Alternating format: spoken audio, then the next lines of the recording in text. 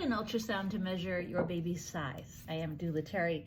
I've been a birth doula in New York City for more than 20 years now. I have tips on pregnancy and birth. Ultrasounds for baby size are common and they can be a great diagnostic tool. I want you to know a couple things. One is that 20-week sonogram is actually the most accurate for size. And that's kind of surprising because you would think, how can they be so predictive and then at the end of pregnancy be so off? Because studies do show us, believe it or not, that when they're measuring your baby at the end of the pregnancy, they can be a pound off in either direction, which is a huge range of error for like a 6, 7, 8 pound being. So one is, we know that these later ultrasounds are less accurate for size. The 20-week, just because they can get easier measurements. Your baby, once it's really full term and it's all curled up in there, can be harder to measure. Don't want you to overthink these measurements. I want you to trust your baby, trust you growing the right baby for you. Where ultrasounds can be really helpful and significant is if a baby is going off a growth curve, if they are seeing in these ultrasounds that they're changing the percentage that we expect. They start at 50th percentile and they're coming down. That is a good thing to keep an eye on. Don't panic from one data point. What they'll look at is if you're going to have more